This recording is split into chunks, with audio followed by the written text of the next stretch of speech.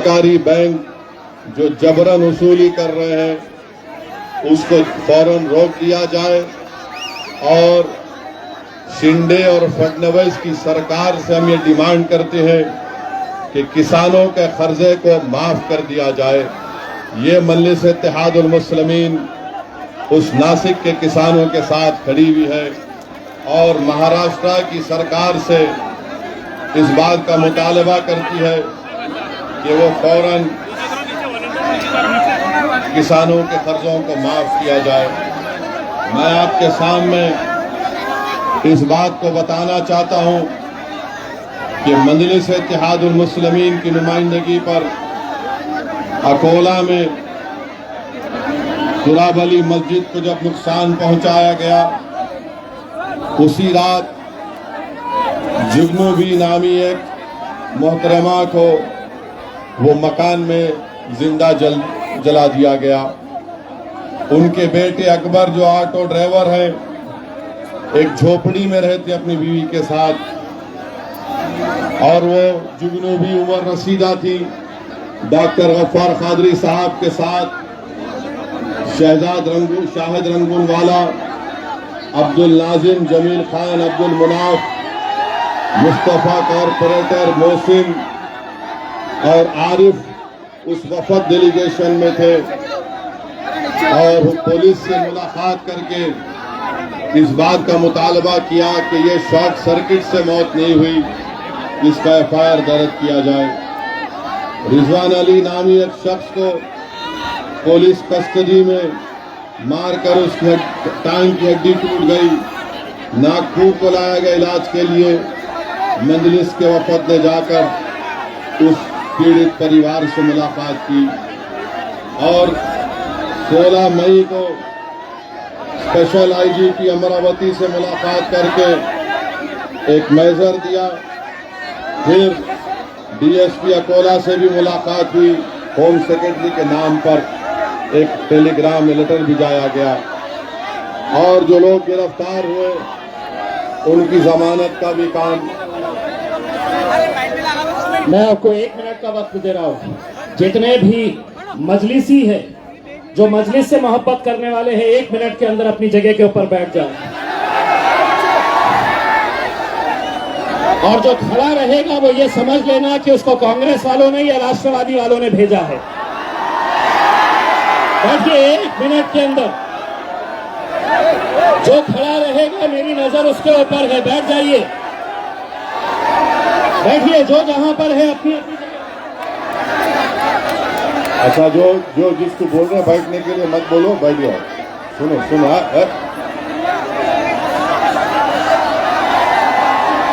जलगांव जिले में एक पुलिस कस्टडी में 9 जून की रात को सलीम टोपी के 2 बेटों को गिरफ्तार किया गया। सलीम टोपी साहब 25 साल से नगर सेवक हैं और वहां पर पुलिस कस्टडी में मौत हो गई। अशफाक उनका बेटा था। अब आप बताइए कि ना तो उसका एफआईआर हुआ, बल्कि डॉक्टर गफ्फार कादरी साहब गए और नुमाइंदगी की। वहां पर उनकी वालदा से मुलाकात हुई तो वालदा ने कहा कि हमको इंसाफ चाहिए, हमको पैसे नहीं चाहिए। लुकमान अंसारी को 8 जून को मॉब लिंचिंग हुई फटगा थाना के गांव में। डॉक्टर गफ्फार कादरी और मजलिस के सैफ पठान, अमजद बरकाती, शादाब उस्मानी जाकर मुलाकात किए। लुकमान अंसारी को इगतपुरी नासिक जिले के पास उनके साथी अतीक रात में गौरक्षकों ने मारपीट करके उनकी लाश को फेंक दिया। लुकमान की वालदा ने इंसाफ का मुतालबा किया। फिर परली में जिले भीड़ में जरीन खान की कस्टोडियल डेथ हुई।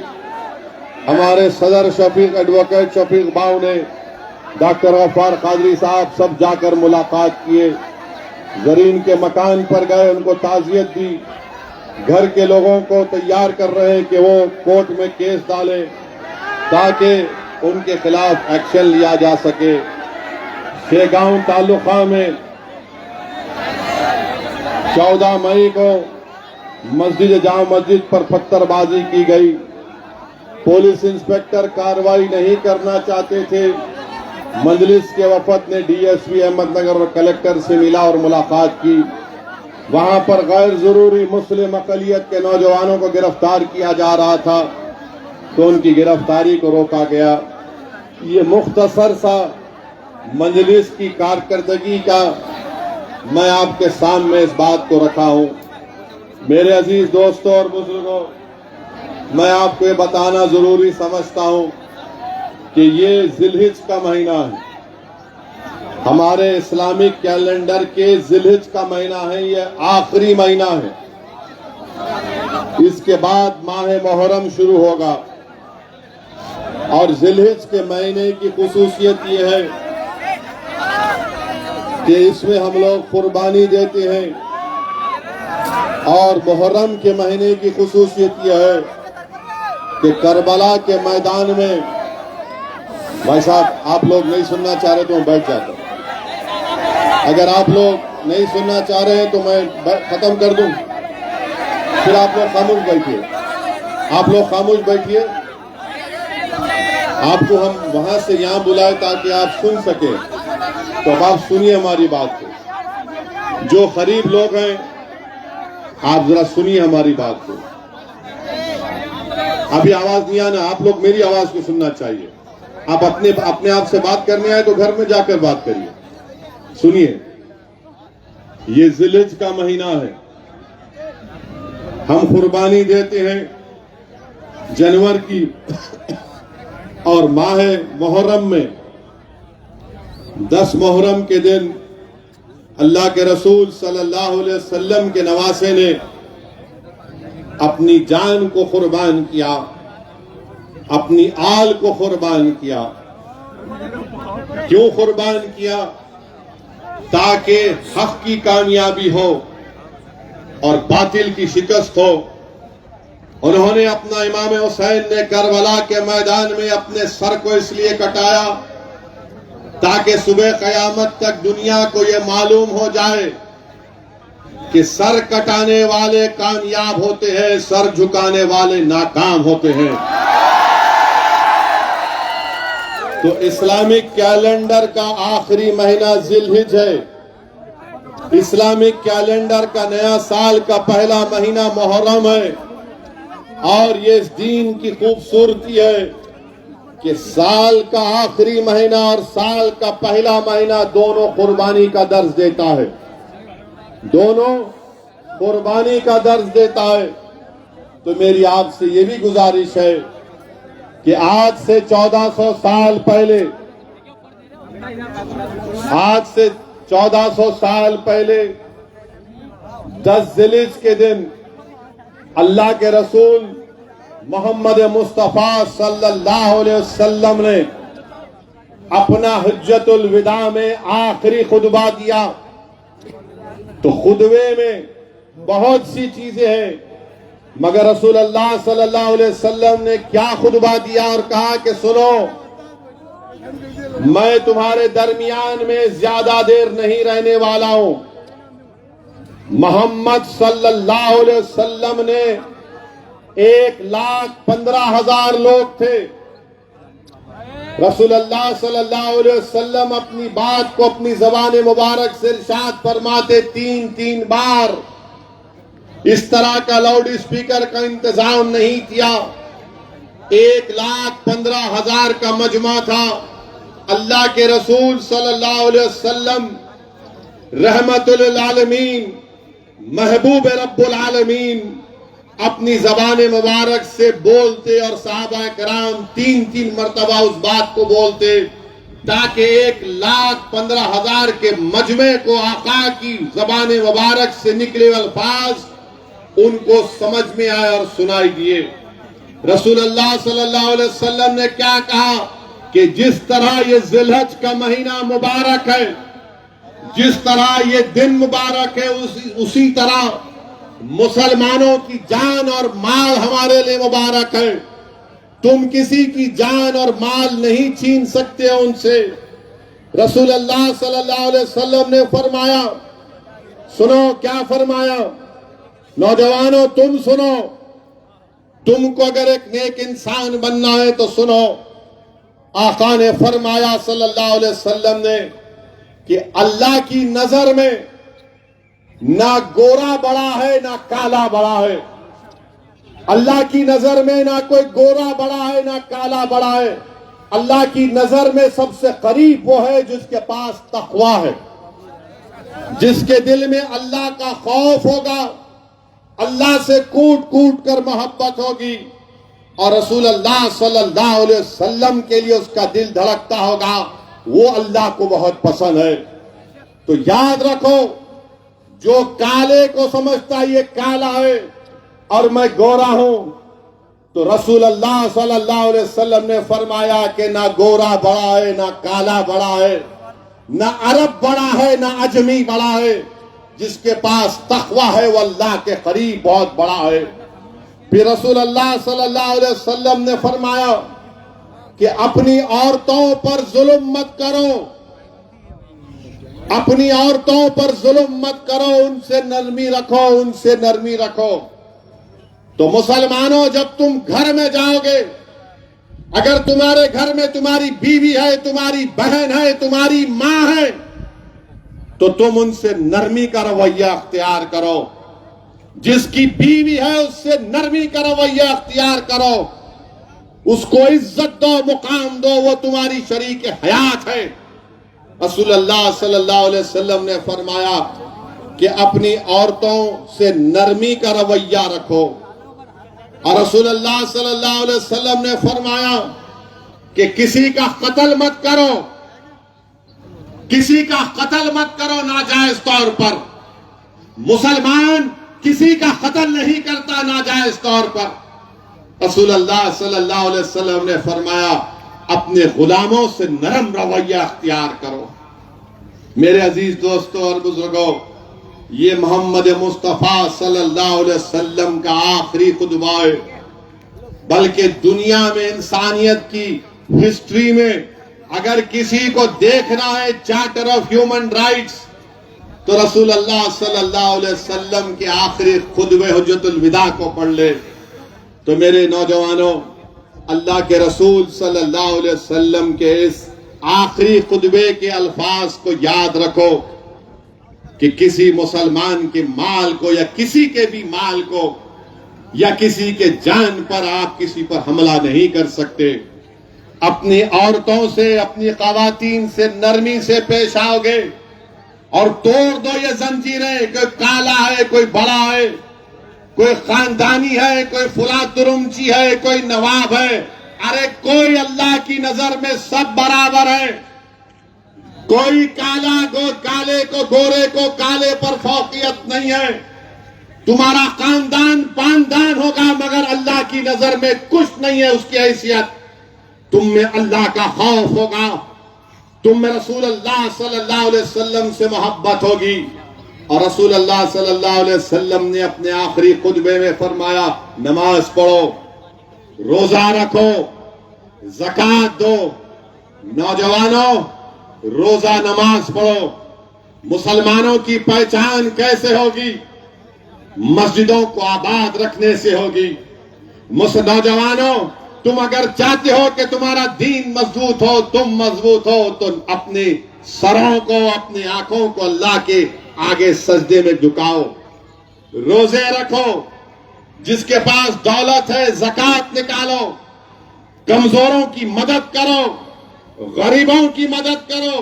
और रसूल अल्लाह सल्लल्लाहु अलैहि वसल्लम ने फरमाया, पड़ोसियों का ख्याल रखो, पड़ोसियों का ख्याल रखो। रसूल अल्लाह सल्लल्लाहु अलैहि वसल्लम ने नहीं फरमाया कि मुसलमान पड़ोसी का ख्याल रखो और गैर मुस्लिम का ख्याल मत रखो।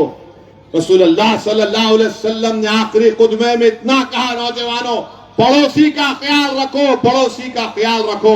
तो सहाबा कराम में डर पैदा हो गया कि कहीं रसूल अल्लाह सल्लल्लाहु अलैहि वसल्लम उनको और कोई हुकूक ना दे दे। तो आपका पड़ोसी हिंदू रहे, दलित रहे, ओबीसी रहे मगर आपका पड़ोसी है। अगर आपका पड़ोसी मुसलमान है या कोई भी हो, इस बात का ख्याल रखो कि आपका पड़ोसी भूखा ना रहे। आपका पड़ोसी, उसकी तकलीफ आपकी तकलीफ होनी चाहिए।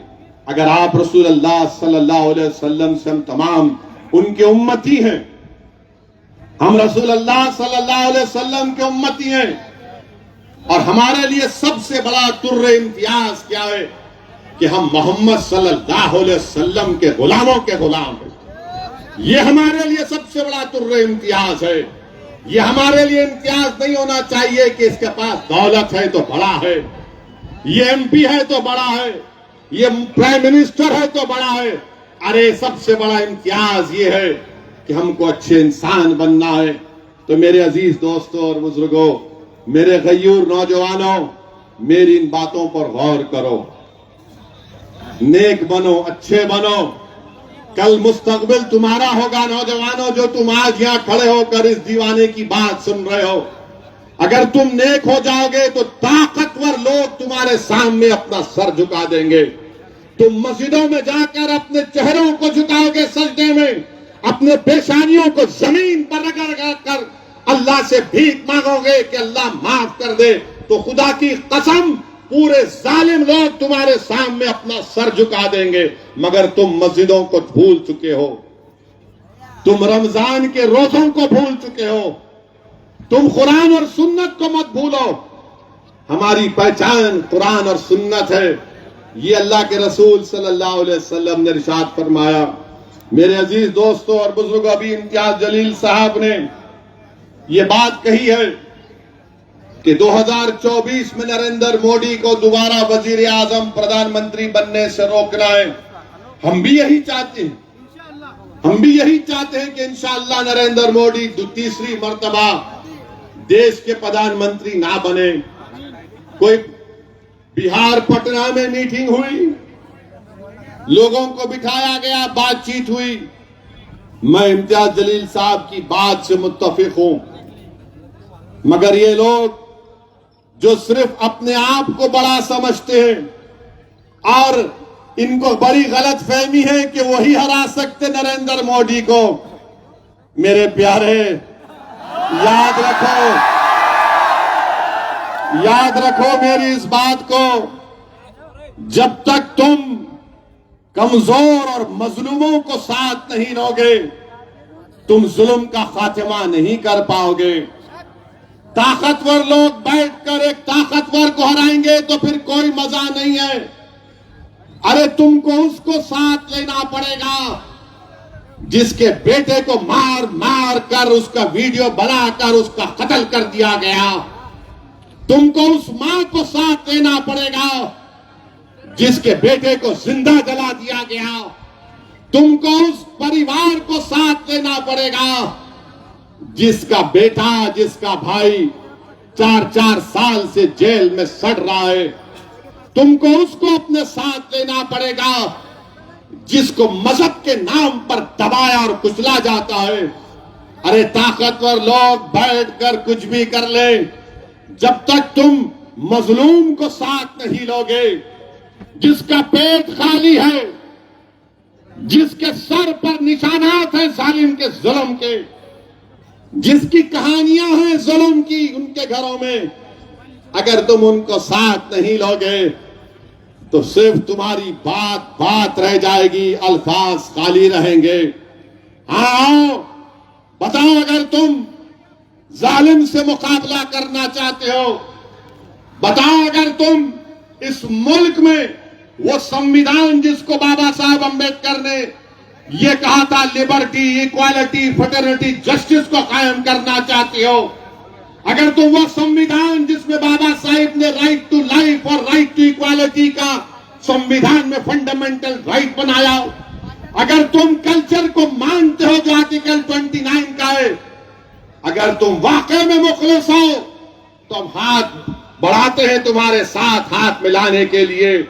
मगर अगर तुम ये समझ रहे हो कि तुम्हारे बैठ के, तुम्हारे बैठने से, तुम्हारे मिलने से, तुम्हारे बोलने से सब चीज हो जाएगी, तो नहीं होगा।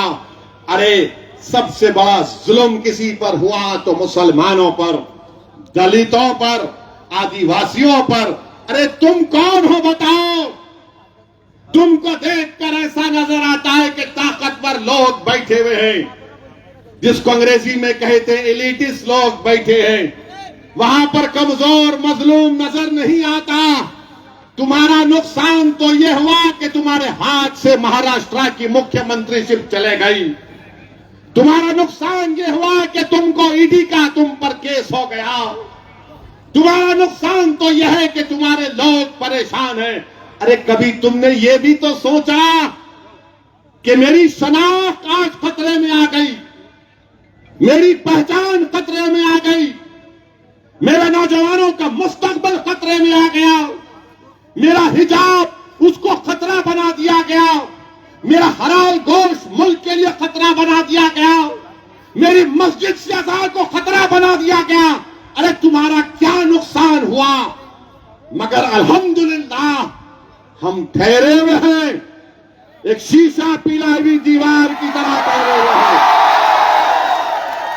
इन सबको देख रहे हैं, इन सबको देख रहे हैं, और हमारी जबान से क्या निकलता?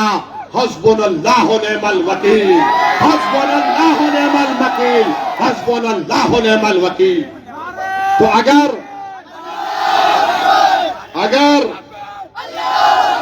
ये आपकी सोच होगी तो बराबर हम तैयार हैं। मगर अगर आप ये समझेंगे कि 16 चौधरियां बैठकर एक बड़े चौधरी से मुकाबला करेंगे तो नहीं होगा। तो हम आपसे बताना चाहते हैं, इखलास की बुनियाद पर बातचीत होगी तो हम समझ सकते हैं। अच्छा ये बताओ आप कि इम्तियाज जलील है, बीजेपी और संघ परिवार को 21 साल से औरंगाबाद की पार्लियामेंट की सीट, जो औरंगाबाद के पार्लियामेंट के हल्के में कोई विकास डेवलपमेंट नहीं होता था, कुछ नहीं होता था। औरंगाबाद की आवाम को मैं लाखों सलाम करता हूं, चाहे हमारे हिंदू भाई हो, मुसलमान भाई हो, दलित भाई हो, हमारी खवातीन को, गयूर नौजवानों को, सिख भाइयों को, हमारे तमाम लोगों को। उन्होंने कहा कि नहीं, अब बहुत हो गया, अब औरंगाबाद को इम्तियाज की जरूरत है और इम्तियाज को कामयाब कर दिया। आपने क्या हराया? हम हराए। तुम क्या हराए? तो मेरे अजीज दोस्तों और बुजुर्गों, तीसरी बात यह है, तीसरी बात सुनिए अभी, तीसरी बात यह है, नहीं सुनो सुनो, हाँ रहेंगे आप सुनिए, ऐसा नहीं, सुनिए हमारी बात को। आप तकरीर करना चाह रहे तो आओ यहाँ पे, आओ कर दे। हाँ अब तुम बोलेंगे यहाँ के ठहरना पड़ेगा तुम्हारे, 10 बजे तक भड़काऊ भाषण देना पड़ेगा।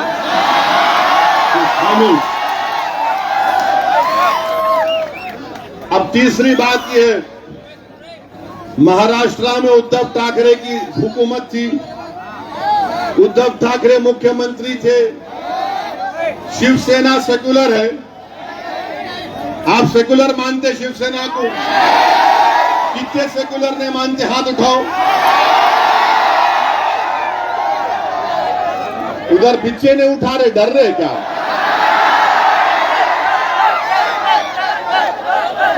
अब क्या हुआ? कांग्रेस, राहुल गांधी और शरद पवार मिलकर उद्धव ठाकरे को बोले, आप सेकुलर है, आप मुख्यमंत्री बन जाओ। अरे ये क्या है बाबा? क्या हमारे कान में फूल है या तुम हमको मुंह में चॉकलेट दे रहे? उनको मुख्यमंत्री बना दिए और हमारे जो सरकारी मुसलमान है,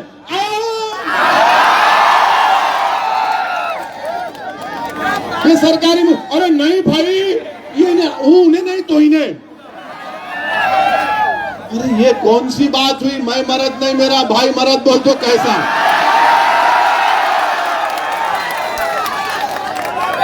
अरे आप बताओ ये सेकुलरिज्म है?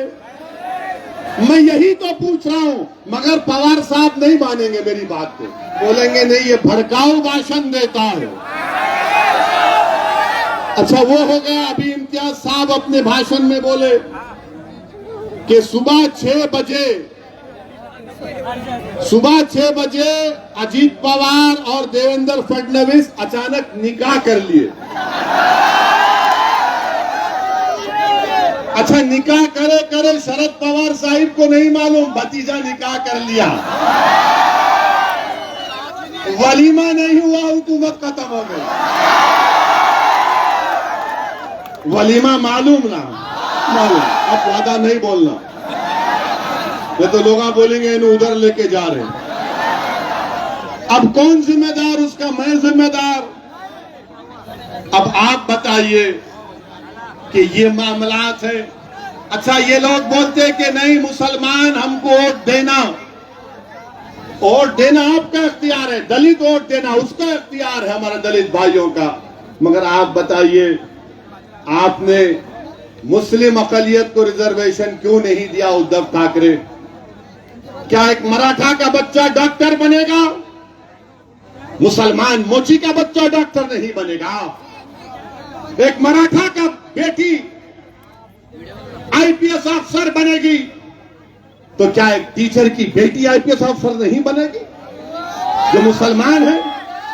मगर आपने नहीं दिया। हमारी गरीबी यह है कि 83% महाराष्ट्र के मुसलमानों के पास एग्रीकल्चर, 0.7% मुसलमान जो महाराष्ट्र के हैं वो सालाना 3,60,000 उनकी आमदनी है, यानी 1% भी नहीं है। मगर हमको रिजर्वेशन नहीं देंगे। उद्धव ठाकरे बोलेंगे मराठा को मिलना बराबर मिलना, मगर हम क्या गुनाह करें? दो आप मराठा भाइयों को बहनों को, मुस्लिम भाई बहन को भी दो, मगर नहीं।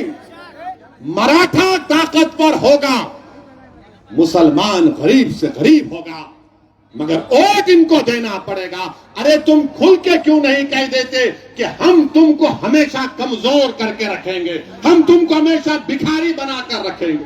बोल दो, खुल के बोलो। तुम मुसलमान का वोट चाहते मगर रिजर्वेशन नहीं देते। शरद पवार साहिब, राहुल गांधी क्यों नहीं देते? नहीं, अगर देंगे तो हिंदू वोट बीजेपी को चला जाएगा। अरे वोट की बात नहीं हो रही है, इंसाफ की बात हो रही है। इंसाफ जब करोगे तो मजहब को छोड़ना पड़ेगा। इंसाफ मजलूम से होना चाहिए, कमजोर से पहले होना चाहिए, मगर उसके बाद नहीं करते। आपको मालूम पिछले साल 2021-22 में पूरे मुल्क में 1,80,000 मुस्लिम बच्चे हायर एजुकेशन से निकल गए। उसका 10% महाराष्ट्र का ताल्लुक है। इस पे कोई बात नहीं करेगा। मेरे अजीज दोस्तों और बुजुर्गों, अब महाराष्ट्र में यहां पर 2 in 1 की सरकार है। 2 in 1 है, शिंदे फडणवीस। पहले 3 in 1 था।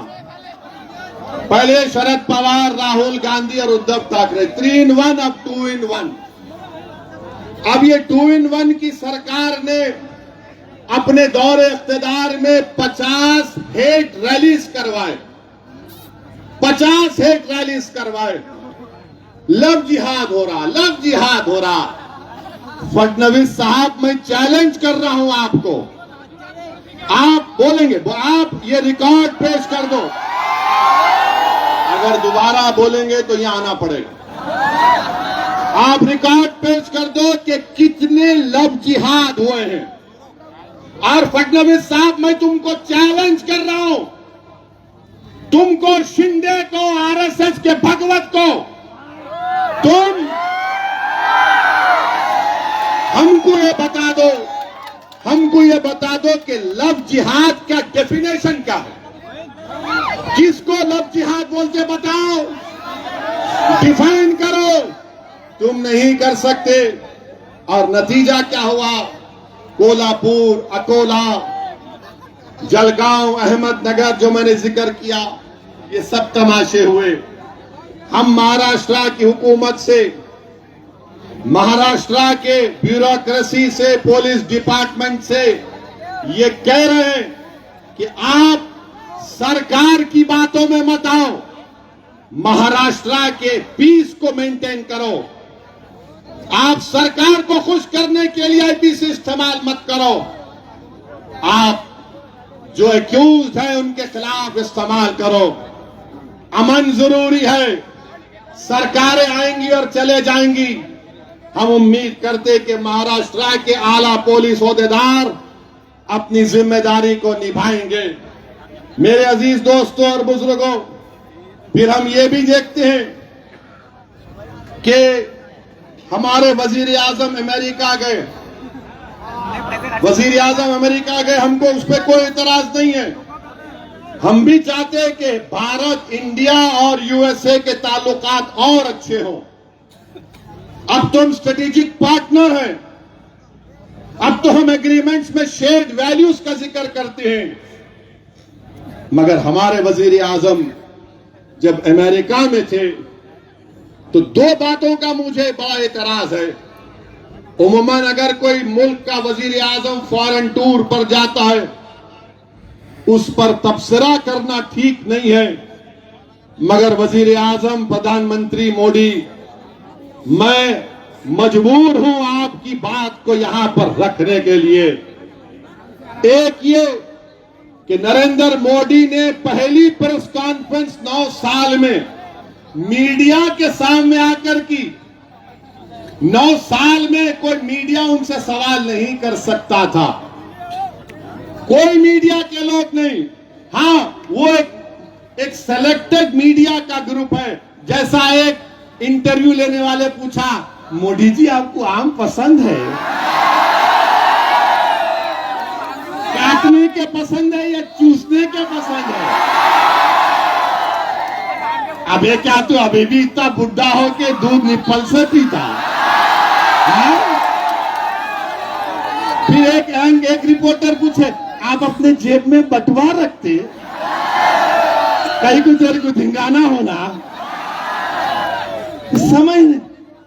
मगर वहां की एक रिपोर्टर ने, वॉल स्ट्रीट जर्नल के एक रिपोर्टर ने भारत के वजीर आजम से जो सवाल किया, देश के प्रधानमंत्री, मुझे बड़ी तकलीफ हुई, बड़ी पीड़ा हुई कि इस तरह से आपसे सवाल किया गया कि आप 9 साल से भारत के वजीर आजम प्रधानमंत्री हैं, 300 एमपी आपके पास हैं, और आपसे सवाल करने वाला ये सवाल करता है कि क्या आप भारत के मुसलमानों के लिए, भारत के मुसलमानों के लिए उनकी तकलीफ को दूर करने के लिए आप क्या काम करेंगे, और फ्रीडम ऑफ एक्सप्रेशन के लिए आप क्या करेंगे?